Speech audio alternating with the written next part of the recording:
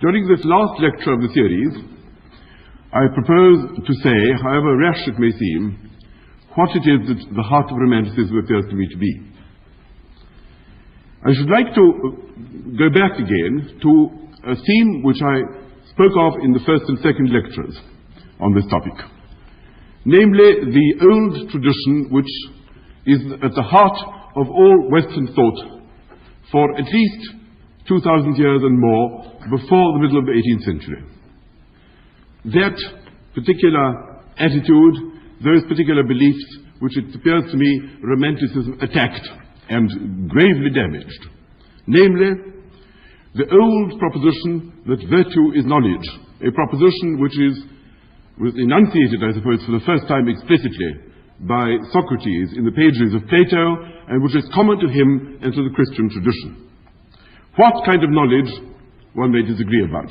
There are battles between one philosopher and another, one religion and another, one scientist and another, between religion and science, between religion and art, between every kind of attitude and every kind of school of thought and every other. But the battle is invariably about what is that true knowledge of reality, the possession of which makes it possible for men to know what to do, how to fit in. The proposition that there is a nature of things such that if you know this nature and know yourself in relation to this nature, and if there is a divinity, if you know this divinity and understand the relationships between everything that composes the universe, then your goals as well as the facts about yourself must become clear to you, and you understand what it is that you should do if you are to fulfill yourself in the manner in which your nature cries out for. And for this it is necessary to know whether the knowledge is a knowledge of physics or psychology or theology or some intuitive kind of knowledge, individual or public, whether it is confined to experts or maybe known by every man. About all these things disagreement may occur. But that there is such a knowledge, that is the foundation of the entire Western tradition, which, as I say, Romanticism attacked. This is the view of the jigsaw puzzle of which we must fit in the fragments. That is the view of the secret treasure which we must seek. The essence of this view is there is a body of facts to which we must submit. Science is submission. Science is being guided by the nature of things, scrupulous regard for what there is, non-deviation from the nature of things, understanding, knowledge, adaptation. The opposite of this, which is, I think, what the Romantic movement proclaimed, may be summarized under two heads. One, which will be familiar to you from these lectures, is the notion of the indomitable will. Not knowledge of values, but that creation is what men do. You create values, you create goals, you create ends, and in the end, you create your own vision of the universe, exactly as artists create works of art. And before the artist has created the work of art, it doesn't exist. It isn't anywhere. There is no copying, there is no adaptation, there is no learning of the rules, there is no external track, so to speak. There is no structure which you must understand and adapt yourself to before you can proceed. The heart of the entire process is invention, creation, making out of literally nothing or out of any materials that may be to hand. And the most central aspect of this view is, of course, that your universe is as you choose to make it, to some degree at any rate. That is the philosophy of Fichte, that is to some extent the philosophy of Schelling, that is the insight, indeed, in our own day, even of such psychologists as Freud, who maintain that the universe of people possessed by one set of will illusions or possessed by another set of fantasies, it will be different from those possessed by another. The second proposition is that there is no, and it really is in some sense connected to the first, is that there is no structure of things. There is no pattern to which you must adapt yourself.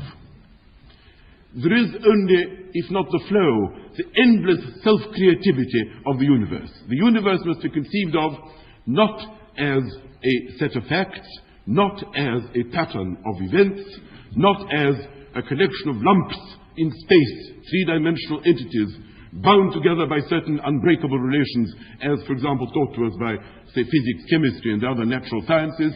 The universe is a process of perpetual forward self-thrusting, perpetual self-creation, which can either be conceived of as hostile to man, as, say, by Schopenhauer, or even to some extent by Nietzsche, which will overthrow all human efforts to trick it, to organize it, to feel at home in it, to make oneself some kind of cozy pattern in which one can rest. Either that, or friendly, because you can, by identifying yourself with it, by creating with it, by throwing yourself into this great process, indeed by discovering in yourself those very creative forces which you also discover outside, by identifying, on the one hand, spirit, on the other hand, matter, by seeing the whole thing as a vast self-organizing and self-creative process.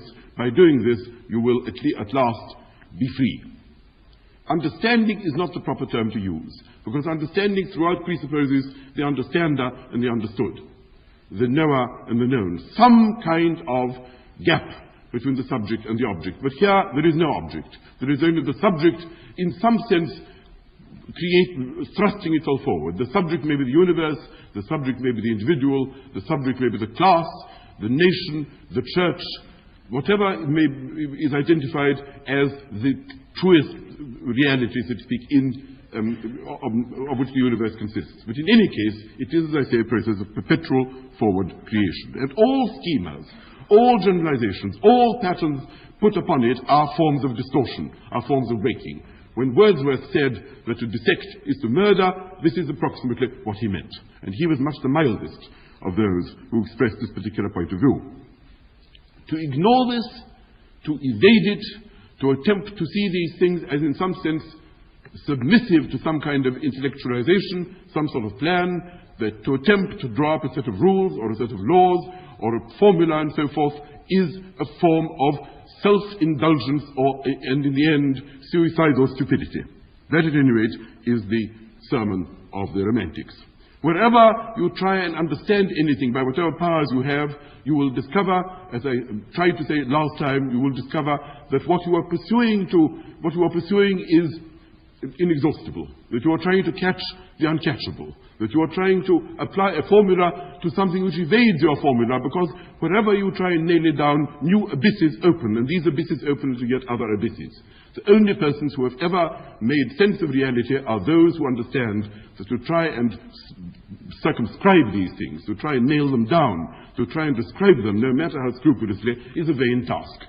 And this will be true not only of science, which of course does this by means of the most rigorous generalizations to the Romantics, the most external and empty kind, but even those scrupulous writers, those scrupulous describers of experience, realists, naturalists, those who belong to the school of the flow of consciousness, Proust, Tolstoy, the most gifted diviners of every movement of the human spirit, even those, to the extent to which they commit themselves to some kind of objective description, whether by external inspection or the most subtle introspection, the most subtle insight into the inner movements of the spirit, so long as they labor under the illusion that it is possible once and for all to write down, to describe, to give any finality to the process which they are trying to catch,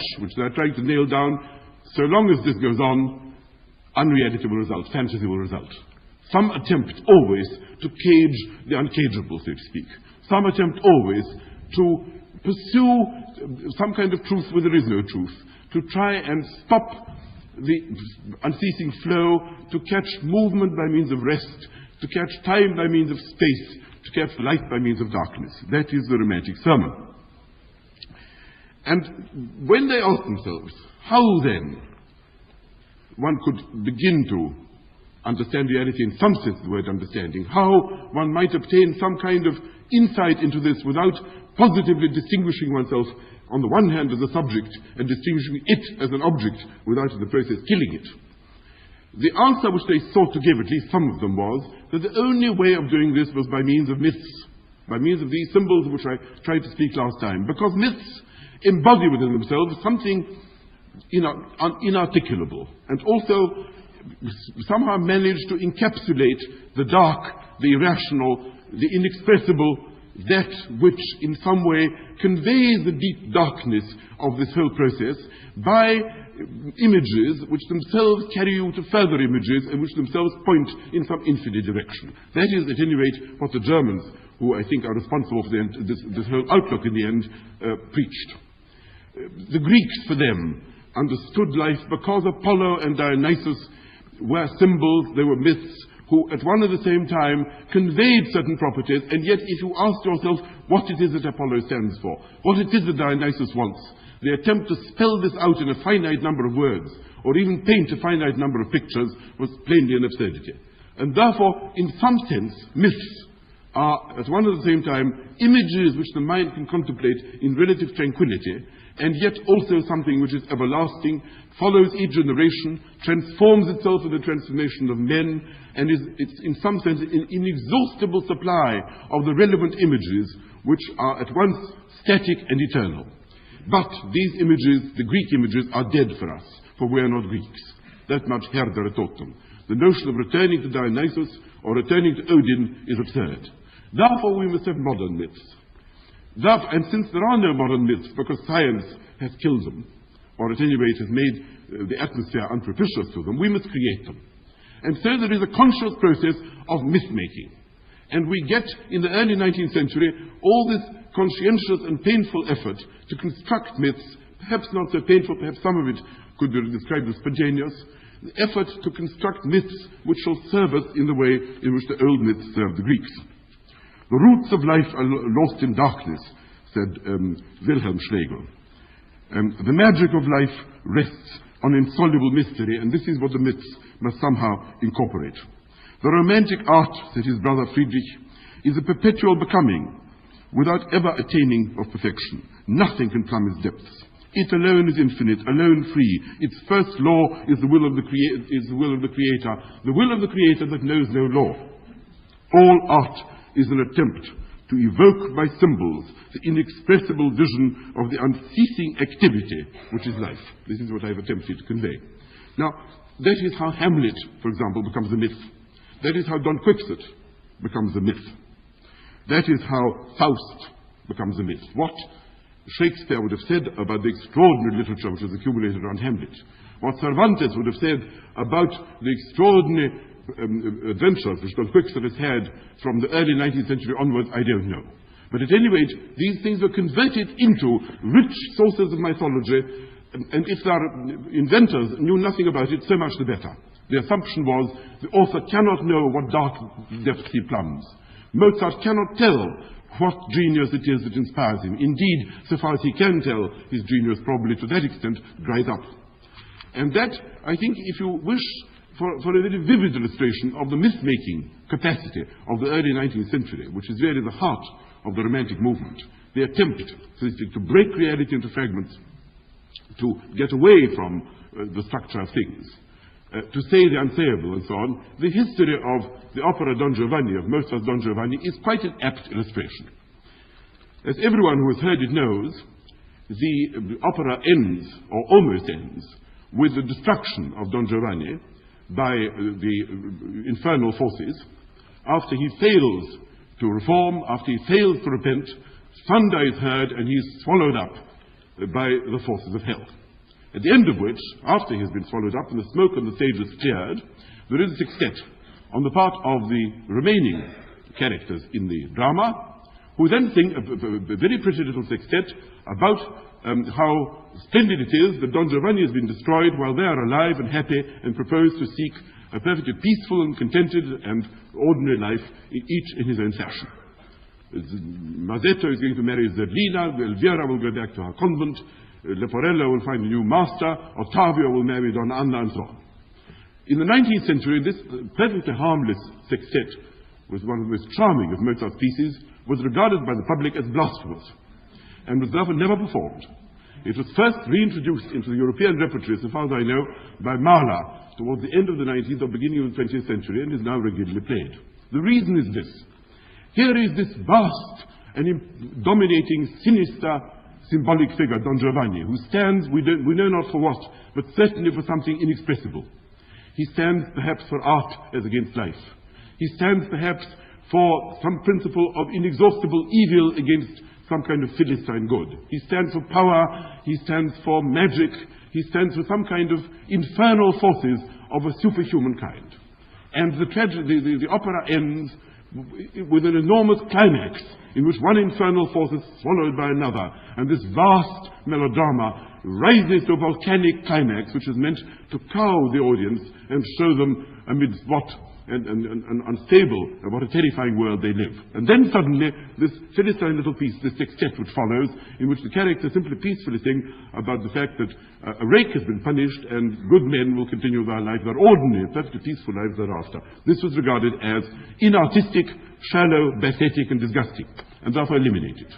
Now, this elevation of Don Giovanni into a vast myth which dominates over us, which must somehow be interpreted in a way to convey some kind of the profoundest and the most inexpressible aspects of the terrifying nature of reality, was certainly very far from the thoughts of the librettist, and probably very far from the thoughts of Mozart.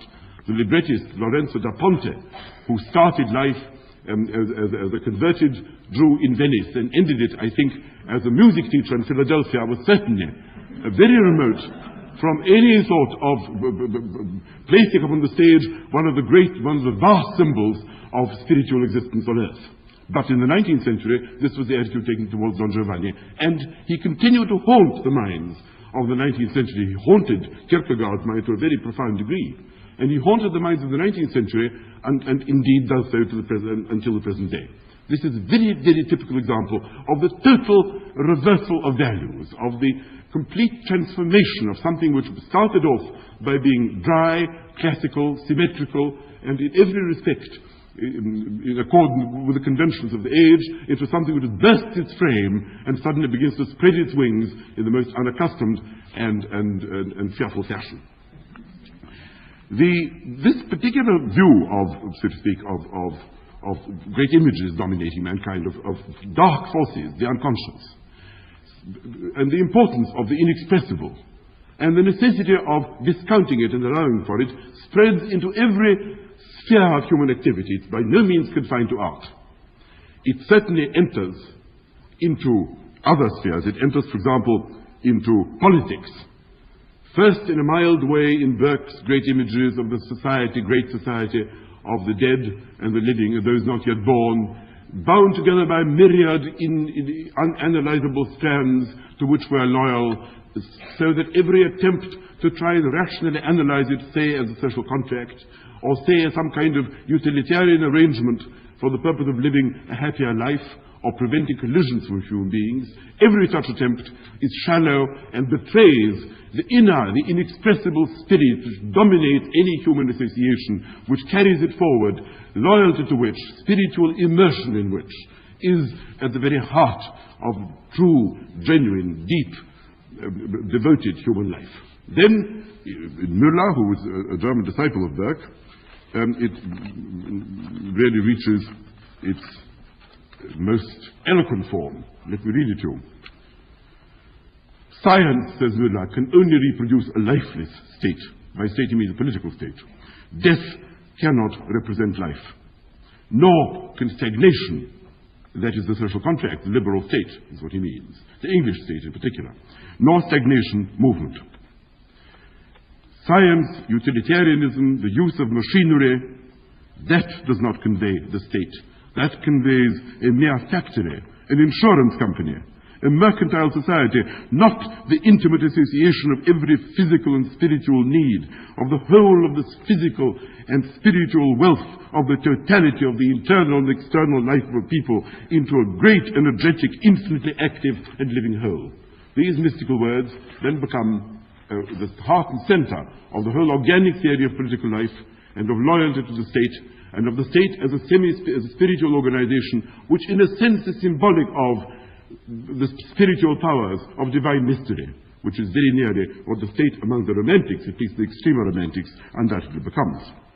It enters the sphere of law. In the German school of historical jurisprudence, the notion that true law is not that which a given person, say a king or say an assembly, happens to pass, which is simply an empirical event, guided perhaps by utilitarian or other contemptible considerations. It isn't that, nor is it something eternal, those laws of nature, those divine laws which any rational soul can discover for itself, as taught, say, by the Roman Church, or as taught, say, by the Stoics, or as taught, say, by the 18th century French philosophers. They may have disagreed about what these laws were or how to discover them, but they all agreed that there were certain eternal, immutable principles along which human life had to be founded, adherence to which made men moral, made men just, and made men good. This is denied.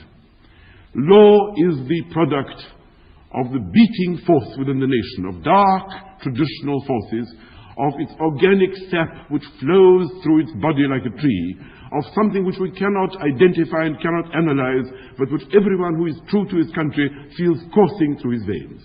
Therefore, law is a traditional growth. Law is something which is partly circumstances, but partly the inner soul of the nation, now beginning to be conceived as almost individual, that which between them they in some sense generate. And therefore, true law is traditional law. Every nation has its own law, every nation has its own shape, and this shape goes far into the misty past, and its roots are somewhere in the darkness, and unless its roots are in the darkness, it is too easily overthrown. De Maistre, who was a reactionary French Catholic philosopher, who I think only half believed in this organic view of life, inasmuch as theoretically at least he was an adherent of Thomism. De Maistre says anything which man can make, man can mar. Anything which man can create, man can destroy. Therefore, the only thing which is eternal is this mysterious, frightening process which goes on far below the level of consciousness. This is what creates traditions.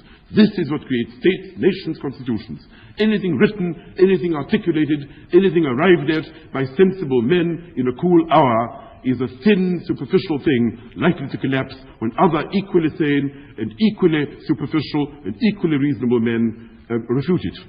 And this, therefore, has no true basis in reality. This is also true of historical theory, certainly, on the part of the great German historical school, which again tries to trace historical evolution out of unconscious dark factors interweaving with each other in all kinds of inexplicable ways.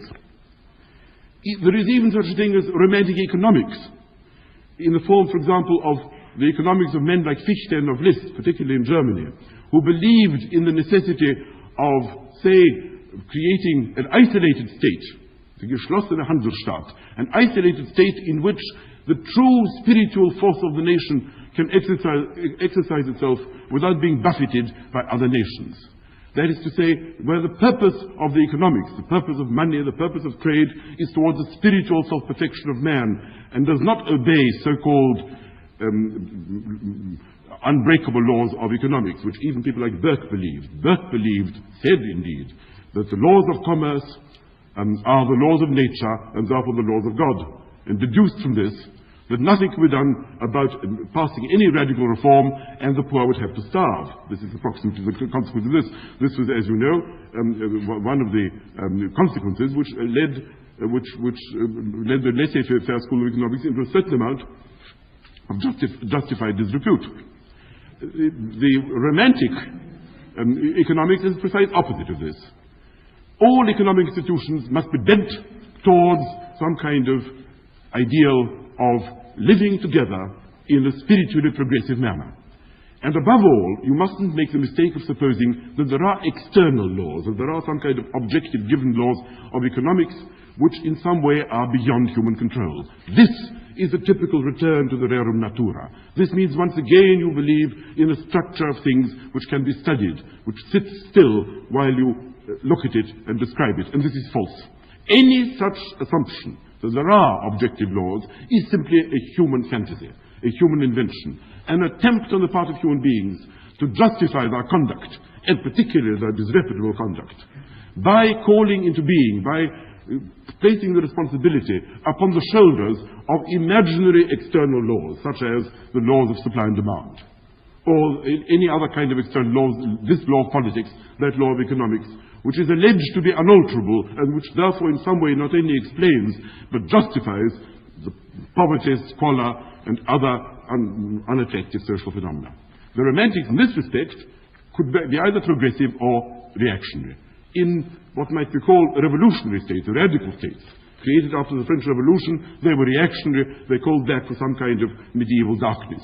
In reactionary states, say Prussia after 1812, they became progressive inasmuch as they regarded this artificial creation of the King of Prussia as a suffocating artificial mechanism which stifled the natural organic thrust of the life of the human beings imprisoned by it. So it could take either form. That is why we get revolutionary romantics and reactionary romantics.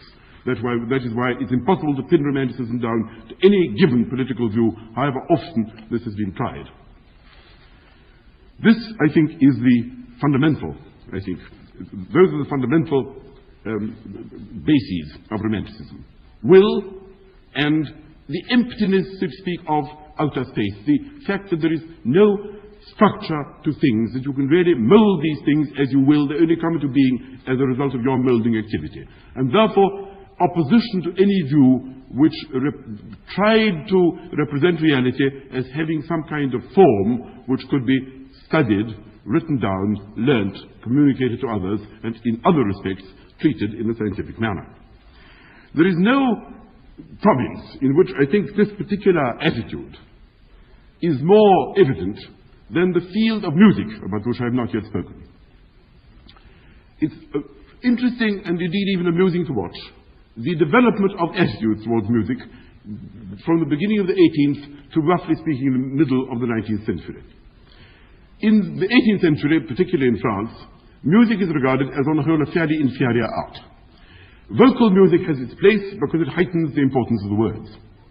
Religious music has its place because it contributes to the mood which religion is meant to induce.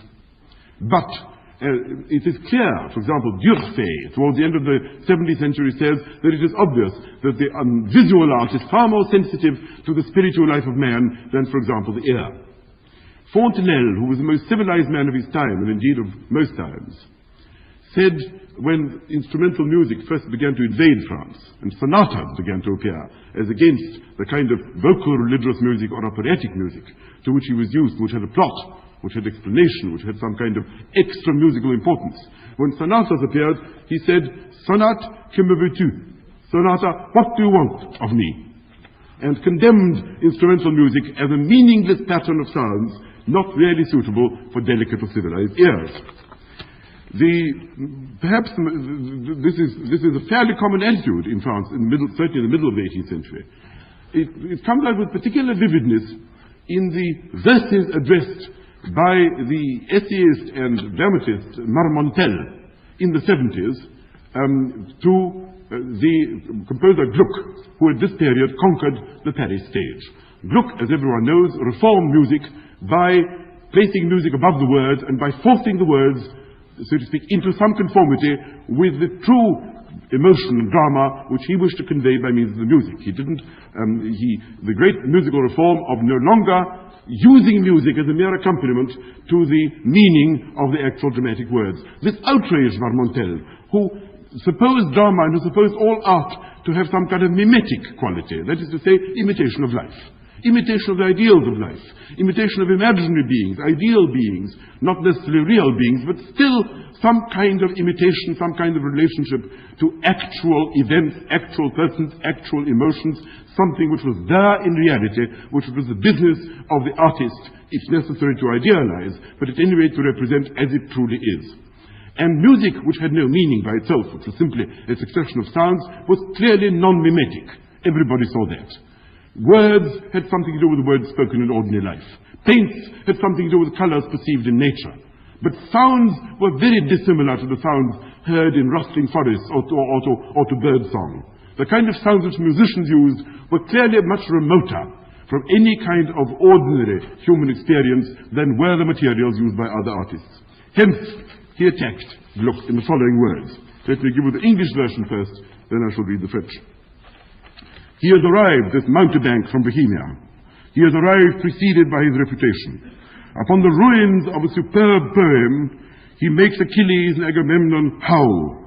He makes Queen Clytemnestra scream. He makes the indefatigable orchestra snore. Il arriva, ce jongleur de Bohème, il arriva précédé de son nom. Sur le débris d'un superbe poème, il fit beugler Achille Agamemnon. Il fit hurler la reine Clytemnestre. Il fit ronfler l'infatigable orchestre. This is a very typical attack of its time, so it's by no means uncharacteristic. This is approximately the attitude of those who didn't wish to give up association with nature or the idea of imitation to this peculiar notion of mere expression of the inner soul. This is true about Fontaine, writing in 1785. For him, the only purpose of music is to evoke certain emotions. Unless it evokes some kind of emotions which are already there, unless it is reminiscent of something, unless it is in some sense associated with experience of some kind, it has no value. Certainly sound as such express nothing and need never be employed in this particular way. Madame de Stael, very typically, already in the beginning of the 19th century, speaking about music of which she alleged herself to be extremely fond, said something of this sort. The value of music lies in the following. What man, she says, exhausted by a life of passion, can listen with indifference to the tunes of his tranquil youth? What woman whose beauty time has at last ravaged can hear without emotion the song that her lover once sang? Well, no doubt this is true, but this is a very different type of approach to music from that which was already being expressed by the Romantic Germans of this particular period. Even Stendhal, who liked Rossini with an almost physical passion, says about the music of Beethoven that he detests these combinations, he detests the combinations of this learned and almost mathematical harmony. Rather the sort of thing which people nowadays might be inclined to say about, say, Schoenberg. This is very different from Wackenroder, who wrote in 1795, music shows us all the movements of our spirit disembodied. Or of Schopenhauer, who says, the musician reveals to us the intimate essence of the world. He is the interpreter of the profoundest wisdom, speaking a language which reason cannot understand. Neither reason nor indeed anything else, so to speak. That was Schopenhauer's point. Because, in some sense, this music was the expression of the naked will of that internal energy which moves the world, of that inexpressible inner drive or will, which in fact is the essence for him of reality, and which all other arts, to some extent, try to tame, order, arrange, organize, and to that extent, cut into, distort, and kill. And this, of course, is also the view of Tieck and of Schlegel and of all the Romantics, who indeed some know very fond of music. And there are essays by Hoffmann, not only remarkable essays on Beethoven, remarkable essays on Mozart, but also remarkable essays on the actual significance and cosmic, metaphysical significance, let us say, of the tonic and the fifth, which are described as vast giants in glittering arms. He also has a little essay on the true significance of, for example, the chord of A-flat minor, which is a very unlikely thing at that period to have been written about by any member of any other European nation.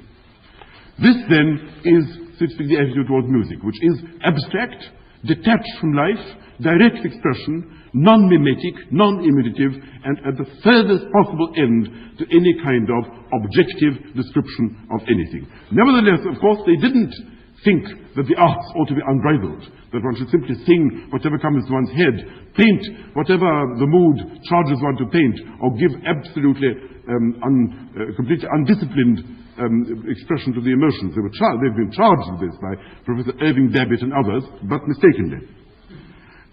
Schlegel says very clearly, Novalis, says very clearly, when storms rage in a poet's breast and he is bewildered and confused, gibberish results.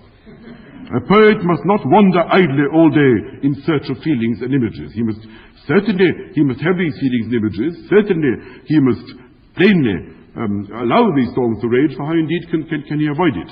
But then he must discipline it, then he must find the proper medium for that expression. Schubert said that the mark of a great composer is to be caught in a vast battle of inspiration in which the forces rage in the most uncontrolled way, and then to keep one's head in the course of the storm and direct the troops. This is quite clearly a far more genuine expression of what artists do than the remarks of the more unbridled romantics who I think were unaware of the nature of art inasmuch as they were not artists themselves. Who were these persons who so celebrated the will, who so hated the fixed nature of reality, and who believed in these storms and these untamable, these unbridgeable abysses and these unorganizable streams? It's very difficult to give any sociological explanation, although it ought to be done, for the rise of the Romantic movement. The only explanation that I've ever been able to discover is by looking at who these persons were, particularly in Germany. And the truth, of course, is that they were a remarkably unworldly body of men. They were poor, they were timid, they were bookish, they were very awkward in society. They were easily snubbed. They had to serve as tutors to great men. They were constantly full of insult and oppression. It's clear that in some sense they were confined and contracted in their universe.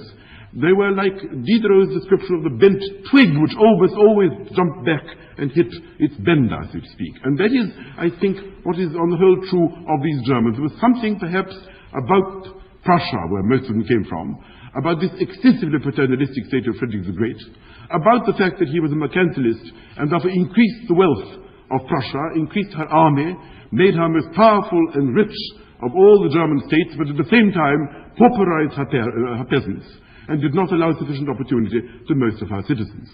It is true, too, that these men, most of them children of clergymen and of civil servants and the like, received education which made of them, gave them certain intellectual and emotional ambitions, which, in view of the fact that too many jobs were perhaps held by persons of good birth in Prussia, where social distinctions were preserved in the most rigorous manner, because they weren't able to obtain full expression of their ambitions, did perhaps become somewhat frustrated and began to breed fantasies of every possible kind. There is something in that.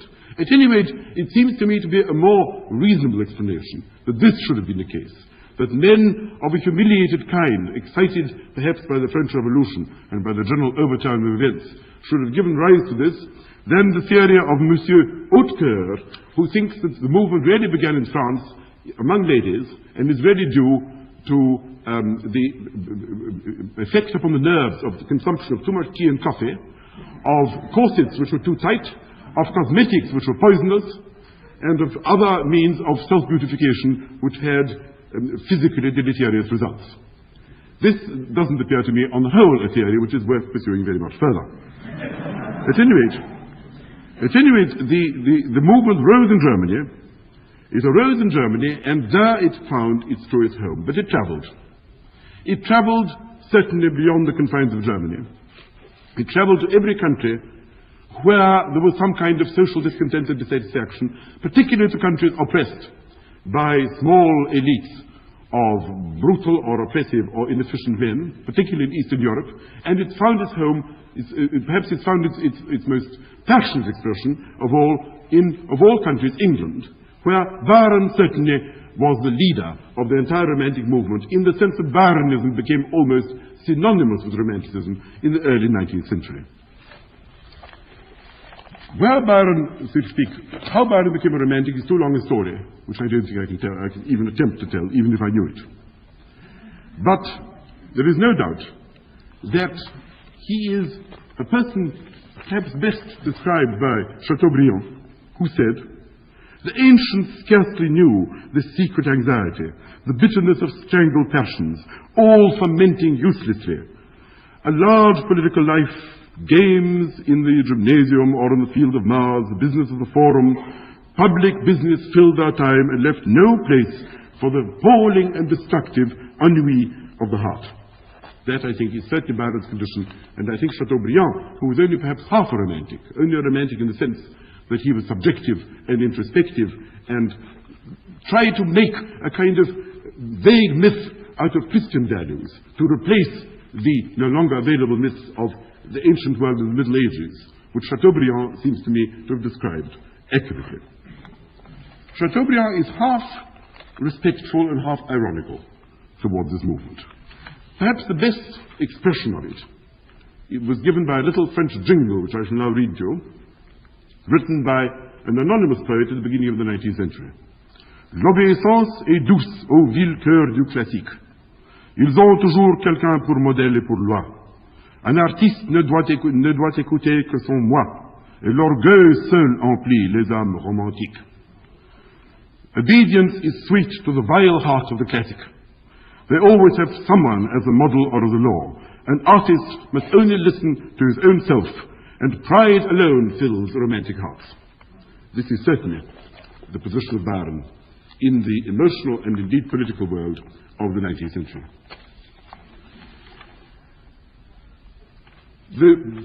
Byron's chief emphasis is upon the indomitable will.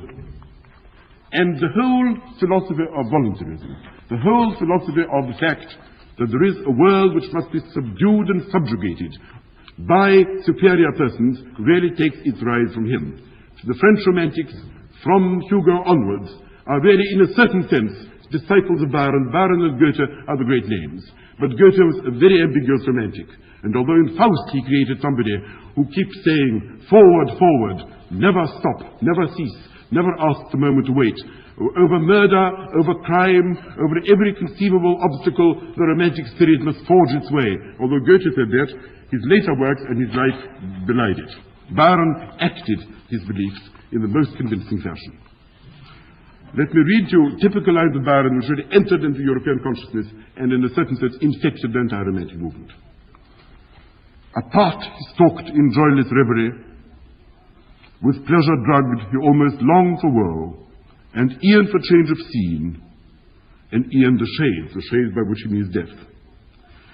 There was in him a vital scorn of all. He stood a stranger in this breathing world. This is the typical note of the outcast, the exile, the superman, the man who cannot put up with the existing world because his soul is too large to contain it, because he has ideals which in some sense presuppose the necessity of perpetual, fervent movement forward, which is constantly confined by the stupidity, the unimaginativeness, and the flatness of the existing world.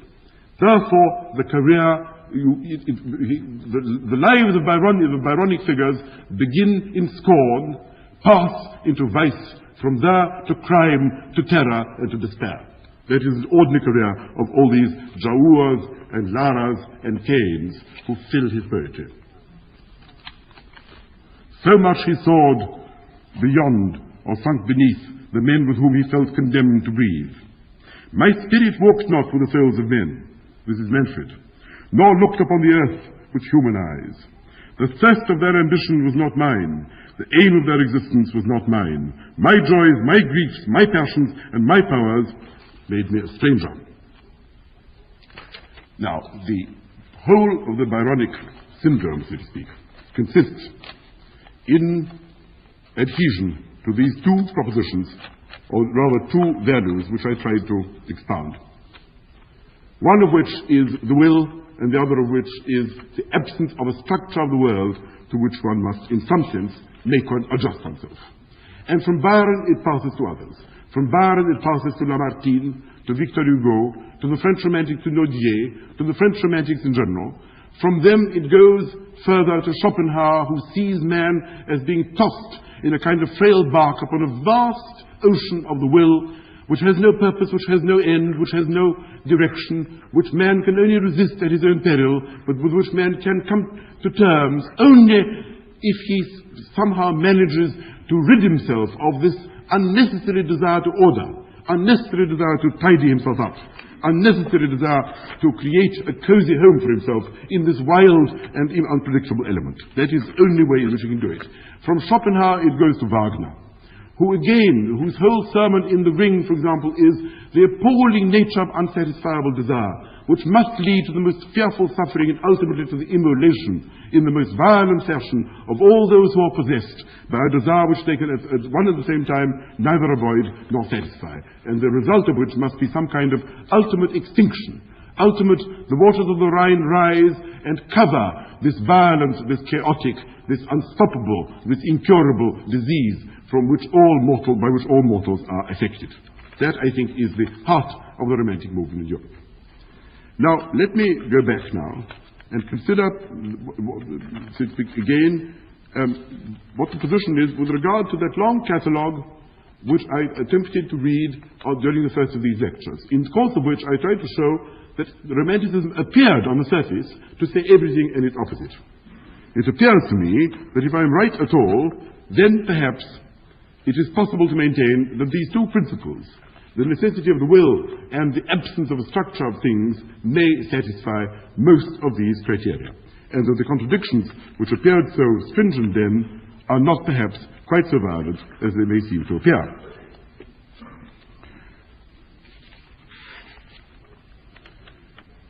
If you begin, for example, with the notion of the fact that, about which Professor Lovejoy complains so bitterly, how can it be that the word Romanticism stands at one and the same time for two such contradictory things as, on the one hand, noble savages, primitivism, the simple life, rosy-cheeked peasants, away from the frightful sophistication of the cities and towards smiling prairies of then the United States, or some other simple form of life in some existent or non-existent part of the globe. On the one hand that, and on the other hand, blue wigs, green hair, absinthe, and Jardin de Nerval pulling his lobster along the streets of Paris in order to attract some degree of attention to himself, which indeed he succeeded in doing. If you ask what is common to these two, and Professor Lovejoy quite naturally expresses certain surprise that the same word should be comfortably used for both, what is common to them both is that they both wish to break up the nature of the given. In the 18th century, you have a sophisticated form of life. You have extreme order of sophistication. You have forms, you have rules, you have laws, you have etiquette. You have an extremely tight and well-organized form of life, whether in the arts or in politics or in any other sphere. Anything which destroys this, anything which blows it up is welcome. And therefore, whether you go to the Isle of the Blessed, whether you go to the noble Indians, whether you go to the simple uncorrupted heart of the simple man as sung by Rousseau, on the one hand, or whether you go to green wigs and blue waistcoats and men of wild distempers and of people with the most extreme sophistication and savage bohemianism of life, whichever of these you go to, at any rate, both these are methods of blowing up the given, of shattering that which is given. Just as in Hoffmann, the fact that brass knockers become old women, or old women become city councillors, or city councillors become bowls of punch, is not simply meant to titillate your feelings, not simply meant to be a slightly fantastic kind of story which gives pleasure and is immediately forgotten. Just as even in Gogol's famous story, The Nose, the fact that a nose detaches itself from the face of a minor civil servant and then has romantic adventures of a very violent kind in a top hat and a great coat, is not merely meant to be a rather peculiar story, but is somehow meant to be an invasion of, an attack upon the hideous nature of the unalterable given. The fact that you wish to show that underneath this smooth surface there are frightful, inexpressible forces boiling, and that, so to speak, nothing can be taken for granted, and that a profound view of life essentially entails the breaking of this mirror-like surface.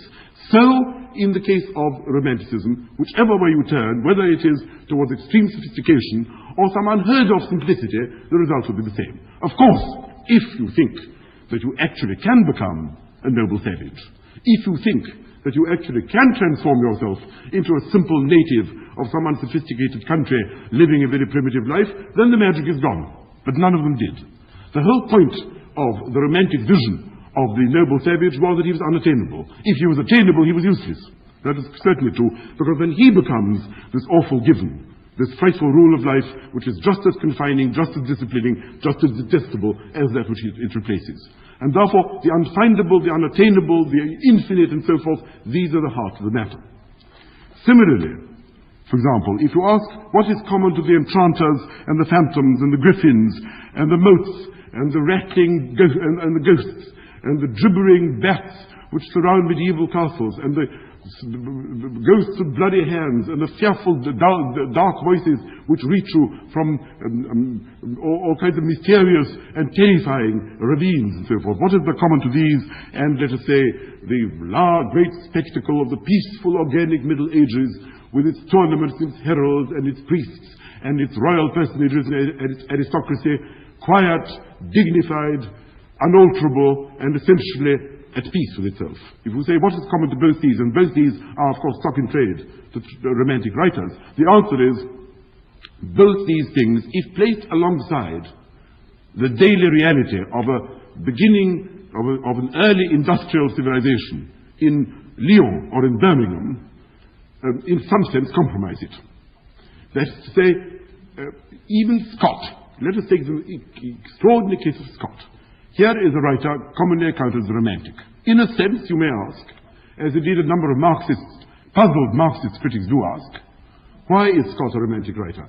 Scott is simply an extremely imaginative and scrupulous writer who managed to describe with considerable fidelity, in a way to affect all kinds of historians, the life of ages preceding his own, say 17th century Scotland, say 13th century England, say 15th century France, and so forth. Why is this romantic?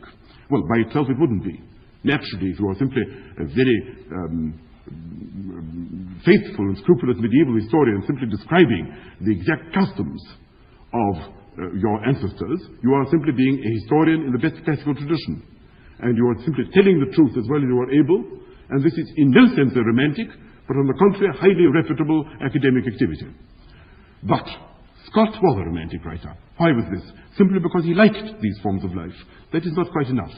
The point is that by painting these very attractive and delightful and hypnotic pictures of these ages, he placed alongside our values, by which I mean the values of 1810, the values of 1820, the values of his own contemporary Scotland or his own contemporary England or France, which were what they were, which were the values of the early 19th century. By the side of these values, whatever they may have been, Protestant, unromantic, industrial, at any rate not medieval, by the side of these he placed another set of values, equally good if not better, in competition with these. And this in some sense shattered the monopoly, shattered the possibility of the fact that every age is as good as it can be and is indeed advancing to an even better one. If you ask the difference between Macaulay and Scott, you will see it precisely in this. But Macaulay really does believe in progress. He believes everything fits into its own place, and the 17th century was less fortunate than the 18th, and the 18th much less luckier than the 19th. Everything is all right where it is. Everything can be explained in terms of its own causal forces, and we are progressing. Everything fits, everything advances at a certain cost, it may be, but at the same time, if it were not for human stupidity, human idleness, human perversity, and other dark forces, vested interests and the like, we should be progressing much faster. This he had in common, to some degree, with James Mill and the utilitarians. He believed in Bacon, he did not believe in mystical religion, that is plain. Now, that is a picture whereby you say there is a reality, it has a certain nature, we study it, we are scientific, we know more now than we used to know before. They didn't know how to become happy, we know it better. We don't know it perfectly, but we know it better. And our descendants will know it better still. Whether we ever get to the goal of a perfect society, stable, unalterable, with all possible and actual human wishes totally satisfied in a harmonious manner, nobody can tell, but it is not an absurd ideal. This is the jigsaw puzzle solved. If Scott is right, this cannot be true. This is like Herder again. If there are values in the past which are more valuable than those of the present, or at least in competition with them, if there is a magnificent civilization somewhere there in 13th century Britain, or in some remote part of the world, whether in space or in time, which is as attractive, if not more so, than the drab civilization in which we are living, but nevertheless, and that is the important thing, irreproducible. You cannot get to it. It can't be rebuilt.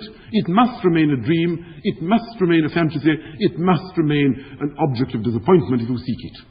If that is so, then nothing will satisfy you. Because two ideals have come into collision, and it is impossible to solve the collision. It's impossible to obtain a state of affairs which will contain the best of all these cultures, because they are not compatible. And therefore the notion of incompatibility, of plurality of ideals, each of which has its own validity, becomes part of the great battering ram which Romanticism employs against the notion of order, against the notion of progress, against the notion of perfection, classical ideals, the structure of things, and so forth. That is why Scott, surprisingly enough, is correctly called a romantic writer. No universal pattern, no great style, la ligne vraie, of which Diderot spoke, the real line, the underground tradition to which Mr. T.S. Eliot wished to penetrate. These are the things which are denied and denounced by the entire Romantic movement from the beginning to the end as a fearful delusion, only likely to lead to stupidity and shallowness on the part of those who pursue it. This is nature methodized. This is Pope's nature methodized. This is Aristotle. This is what the Romantics most bitterly detested. And therefore, one must break up this order. One must break it up by going to the past, or by going within oneself and out of the external world, or one must go and seek to be one with some kind of great spiritual drive, which one will never completely identify oneself with, or one must somehow idealize some myth which will never quite come to pass, a Nordic myth, or a Southern myth, or a Celtic myth, or some other myth, it doesn't matter which, class, or nation, or church, or whatever it may be, which will constantly drive you forward and which will never be fulfilled, and the essence and value of which is that it is strictly unfulfillable, so that if it were fulfilled, it would be worthless. That, I think, is the heart and essence of the Romantic movement, so far as I can see. Will and the life as not as a man, as an activity, as something which cannot be described because it is perpetually creating. You mustn't even say itself, for there is no self. There is only movement. That, I think, is the heart of the Romantic movement. Now, something perhaps ought to be said about its consequences. About its consequences almost in the present day. And it has certainly had them. It has had them to a very vast degree, but of course it was met by certain counter-forces which, to some extent, softened the blow. For there is no doubt, whatever else may be said about Romanticism, that it did put its finger, so to speak, upon something which Classicism had left out, upon these unconscious dark forces, upon the fact that the classical description of men, and the description of men by scientists or scientifically influenced men, such as Helvetius, let us say, or James Mill, or H.G. Wells, or Shaw, or Russell, is not the whole of man. There were certain aspects of human existence, particularly the inward aspects of human life, which were totally left out and which therefore distorted the picture in a very violent degree. One of the movements, certainly, which it led to in the present, is the so-called existentialist movement in France, about which I should like to say a few words. For existentialism seems to me certainly the truest heir of Romanticism. Before I speak of it, let me make plain what I think to be certain common qualities. For the great achievement of Romanticism, and that is with which I started my lectures, was that unlike most other great movements in human history, it literally succeeded in transforming certain of our values to a very profound degree. That is what made existentialism possible. Let me first speak about these values, and then I shall attempt to show how it penetrates this modern philosophy, and how it enters into certain other phenomena of modern life as well, such as, for example, the emotive theory of ethics or fascism, each of which it has profoundly influenced. I think I mentioned already, but I think I must now put greater stress on the fact that a new cluster of virtues appeared with the Romantic movement. Since we are wills, and since we must be free in the Kantian or Fichtean sense, motive counts more than consequence. For consequences cannot be controlled, but motives can. Since we must be free, and since we must be ourselves to the fullest possible degree, the great virtue, the greatest virtue of all in a sense, is what existentialists call authenticity, and what the Romantics called sincerity. Now, as I tried to say before, this is new. I don't believe that in the 17th century, as I think I said to you, if you had a religious conflict between, say, a Protestant and a Catholic, it would have been possible for the Catholic to say the Protestant is a damnable heretic and leads souls to perdition, but the fact that he is sincere raises him in my estimation. The fact that he is sincere, that he is prepared to lay down his life for the nonsense in which he believes, is a morally noble fact. And that anyone, so to speak, who is sufficiently a man of integrity, anyone who is prepared to sacrifice himself upon any altar, no matter what, has a moral personality which is worthy of respect, no matter how detestable or how false the ideals to which he bows his knee. The notion of idealism, as I say, is new. Idealism means that you respect people for the fact that they are prepared to give up health, wealth, popularity, power, all kinds of desirable things which their emotions demand, that which they can't control themselves, what Kant calls the external factors, emotions which are themselves part of the psychological or physical world, that people are prepared to lay that aside for the sake of something with which they truly identify themselves, no matter what. And the notion that idealism is a good thing and realism a bad one. And I think I said to you before, if I say I am something of a realist, you now mean I am about to tell a lie or do something peculiarly shabby. That sense of realism is the result of the Romantic movement, namely that sincerity becomes a virtue in itself. And this, I think, is, so to speak, at the heart of the whole thing. The fact that there is admiration from the 1820s onwards for minorities as such, for defiance as such, for failure as being nobler in certain respects than success, for every kind of opposition to reality, for, so to speak, what is called taking up positions on principle where the principle may itself be absurd. That this in some way is not regarded with the kind of contempt with which we regard, say, a man who says twice 2 is 7, which is also a principle, but which nevertheless you know to be the assertion of something false, is significant. Because what Romanticism did was to undermine the notion that in matters of value, politics, morals, aesthetics, there are such things as objective criteria which operate between human beings, such that anyone who doesn't use these criteria is simply either a liar or a madman, which is true, say, of mathematics or of physics. And this division between where objective truth obtains, say mathematics, say physics, say certain regions of common sense, and where objective truth has been compromised, say ethics, say aesthetics and so forth, that I think is new.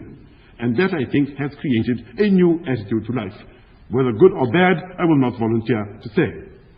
That is to say, if you ask yourself, for example, what kind of moral evaluation you would give to certain historical personages, I don't know. Let us say you compare utilitarian figures who conferred benefits on mankind, say Frederick the Great, or Kemal Pasha, let us say, about whom you might think that their private characters were not irreproachable, about whom you might say that they were perhaps, in certain respects, hard-hearted, or brutal, or cruel, or were not at all free from certain impulses which on the whole human beings disapprove of. At the same time, there is no doubt they improved the lives of their peoples, they were competent, they were efficient, they raised the level of life, they created great organizations which have lasted, and they have been the source of a great deal of satisfaction, strength and happiness to a large number of persons. On the one hand, these. And if on the other hand you compare them with, say, someone who obviously caused suffering, John of Leyden, who caused cannibalism to occur in the city of Münster, who caused a large number of people to be slaughtered for the sake of his own apocalyptic religion, Torquemada, who, let us say, destroyed a very large number of persons whom today we should consider innocent for the sake of their souls, with the purest possible motive. Supposing you ask yourself which of these persons you rate higher, in the 18th century there would have been no doubt. Frederick the Great clearly comes above a religious madman. Today, people would suffer from certain doubts. They would suffer from certain doubts because they think that idealism, sincerity, dedication, purity of heart, purity of mind are qualities preferable to corruption, wickedness, calculation, egoism, mendacity, the desire to exploit other people for one's own benefit, which these great state founders undoubtedly were guilty of. And therefore, we are in some sense children of both worlds. Our peculiar position is that we are heirs to Romanticism because Romanticism broke that great single mold in which humanity, in one way or another, had marched hitherto, the Philosophia Perennis. We are in some sense products of certain doubts. We can't quite tell. We give so many marks for consequence, so many marks for motive. And we oscillate between the two. If it goes too far, if someone is a Hitler, then we don't think that his sincerity is necessarily a saving quality, although in the 30s it was much argued in his favor. At the same time, he must go very far indeed and flout values which are of an extremely universal kind, so that in some sense we are still members of some kind of unified tradition. But the field within which we now oscillate freely, the amount of allowance we make is far, far greater than it has ever been before. And for this, the Romantic movement is to a great degree responsible, inasmuch as it preached the incompatibility of ideals, the importance of motive, the importance of character, or at any rate so to speak, of purpose, over consequence, over efficiency, over effect, over happiness, success, and position in the world. When Hölderlin said, happiness is not an ideal, happiness is tepid water on the tongue. When Nietzsche said, man does not desire happiness, only the Englishman does. This was a sentiment which on the whole would not have been laughed at in the 17th or 18th centuries. At least I think not. And I think this is perhaps the direct product of the Romantic movement. Now, as to existentialism. The central sermon of existentialism is essentially a romantic one, namely, that there is in the world nothing to lean on. If you try and explain your conduct and you say, c'est plus fort que moi, it's too strong for me, emotion overcame me, or there are certain principles of an objective kind which although I hate it, I must subserve, or I have received orders from an institution which is eternal or divine, or which is of an objectively valid character, and although I may not like it, it has given the order, it being laws of economics, it being the Ministry of the Interior, it being whatever it may be. It has given the orders and it has a right to my validity. Once you begin doing this, you are simply using alibis. You are simply pretending that you are not deciding when in fact you have decided but don't care to face the consequences of the fact that it is you who have decided. Even when you say, I am partly unconscious, I am the product of unconscious forces, I cannot help it, I have a complex. It is not my fault, I am driven. It is because my father was unkind to my mother that I am today the monster that I am. This is, broadly speaking, and I think he's probably right about this, is broadly speaking an attempt to curry favor or to obtain sympathy by transferring the weight of responsibility for your acts, in which you are entirely free, to something objective. It doesn't matter whether it is a political organization or a psychological doctrine. But somewhere you are trying to shift responsibility from your shoulders because, of course, it is you who decide it.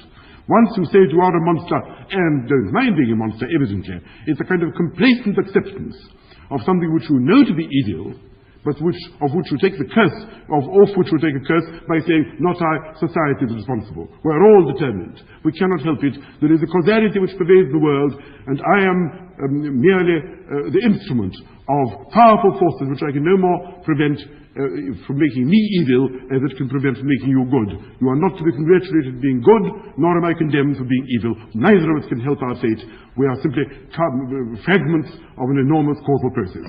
Sartre, I think with a certain justice, echoes the views of Fichte, echoes the views of Kant, which is where it all comes from ultimately, in saying that this is in some sense either self-deception or deliberate deception of others. And the existentialists, of course, go further than this. They say that the very notion of a metaphysical structure of the universe, theology or metaphysics, they attempt to say that certain things have essences, which merely means things are what they are of necessity. We arrive in a world which has a certain structure which cannot be altered. Physical structure, chemical structure, social structure, psychological structure, and metaphysical and theological structure, with God at the head of this great creation and the amoeba below, or whatever it is you may believe in. These are nothing but pathetic attempts on the part of human beings to make themselves at home in the world by breeding enormous cozy fantasies, so that the world shall be such that they shall be able to fit into it more comfortably and shall not have to face the appalling prospect of total responsibility for all their acts upon their own shoulders. And when they give motives for doing what they do, when they say, I have done this because of that, because in order to pursue this, and you say, but why should you pursue this particular end? And you say, because it is objectively right. That, too, for the existentialist, is again an attempt to transfer responsibility of what should be a free choice in a vacuum onto something which is not yours, which is objective. Natural law, the sayings of the sages, the pronouncements of sacred books, the pronouncements of scientists in the laboratory, what psychologists and sociologists say, what politicians or economists declare, not I, they.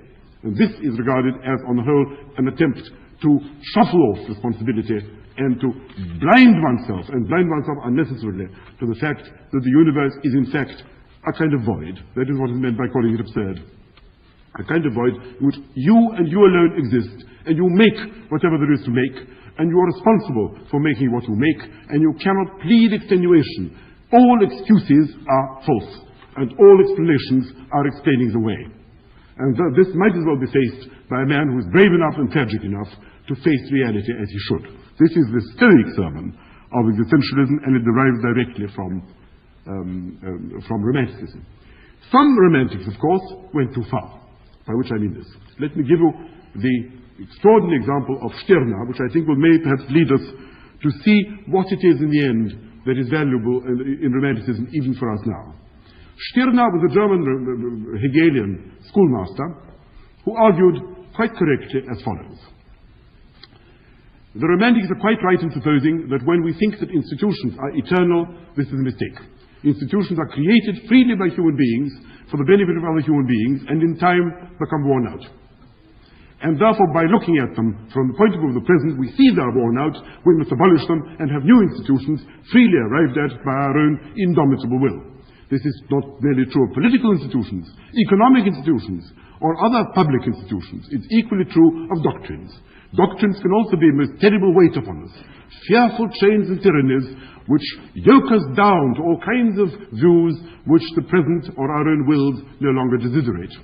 But if it is true, and therefore theories too must be blown up. Any kind of general theory, say Hegel, say Marx, is itself a ghastly form of despotism, which claims to have some kind of objective validity beyond the choice of individual men. This cannot be right, for it confines us and cribs us and limits our free activity.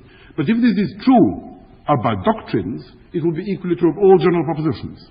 But if it is true of all general propositions, then, and this is the last step of all, which some Romantics certainly took, it's true of all words.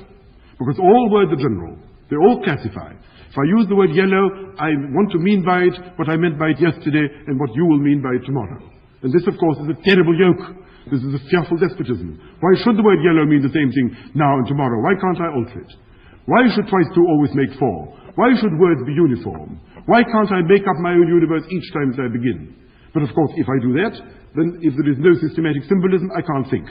And if I can't think, I go mad. And, to do him justice, Stirner did duly go mad. And ended his life very honorably and very consistently in a lunatic asylum, as a perfectly peaceful, harmless lunatic somewhere in the middle 60s.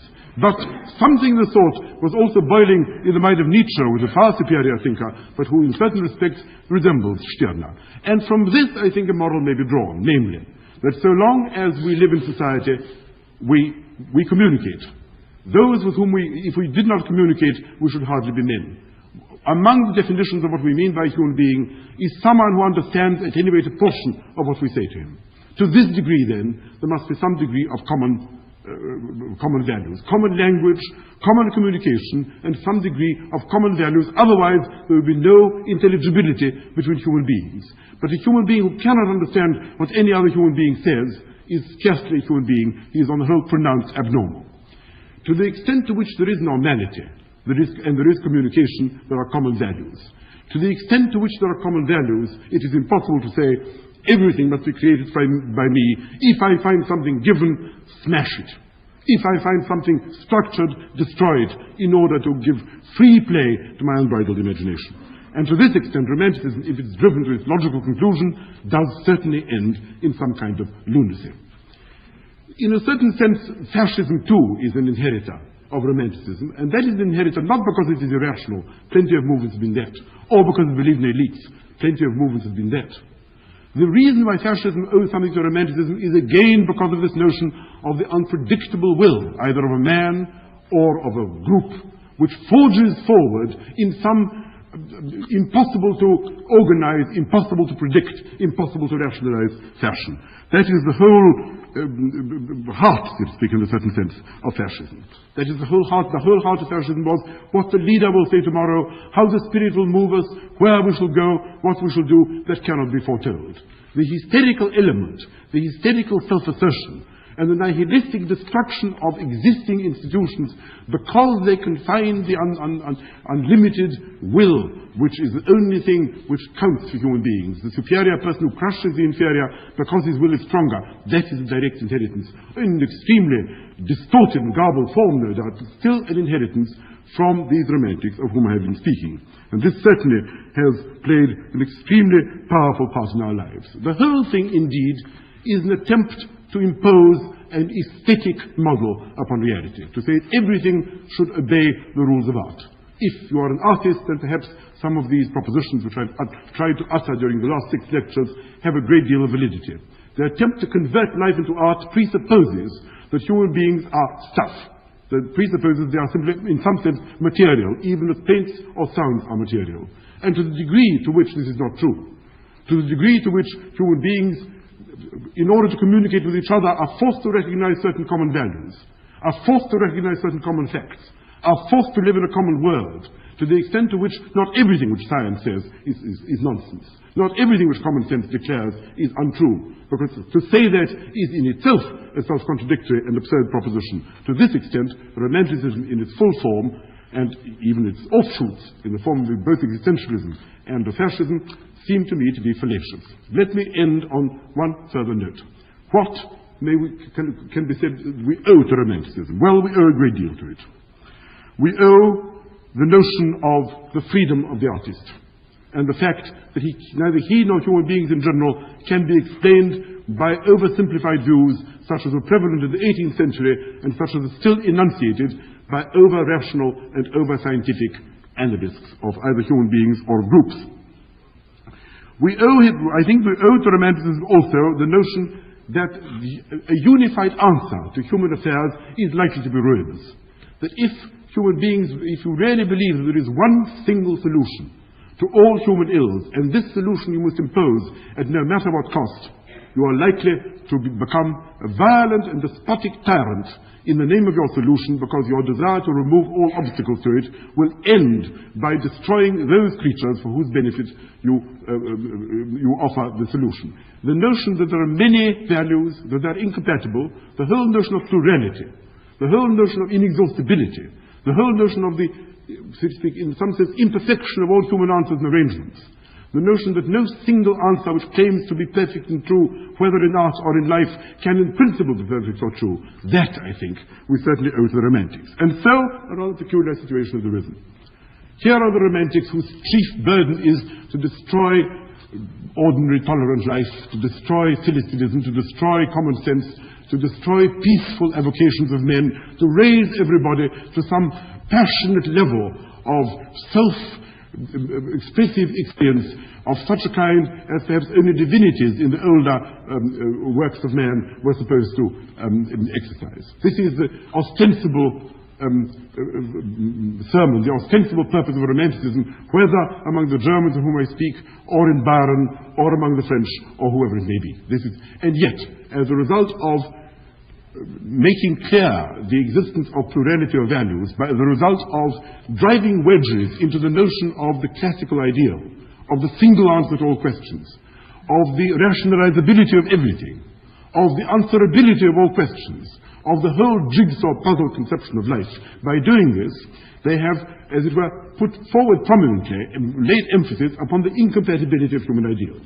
And if these ideals are incompatible, then human beings sooner or later realize that they must make do, they must make compromises, because if they seek to destroy others, others will seek to destroy them. With the result that as a result of this passionate, fanatical, half-mad doctrine, we have appreciation of the necessity of tolerating others, the necessity of preserving an imperfect equilibrium in human affairs, the impossibility of driving human beings so far into the pen which we have created for them, or into the single solution which possesses us, that they will ultimately revolt against us, or at any rate be crushed by it. So the result of Romanticism is liberalism, toleration, decency, and the appreciation of the imperfections of life. Some degree of increased, if you like, rational self-understanding. This certainly was very, very far from the intentions of Romanticism. But at the same time, so far as Romantic doctrine is true, they are the persons who most strongly emphasize the unpredictability of all human activities.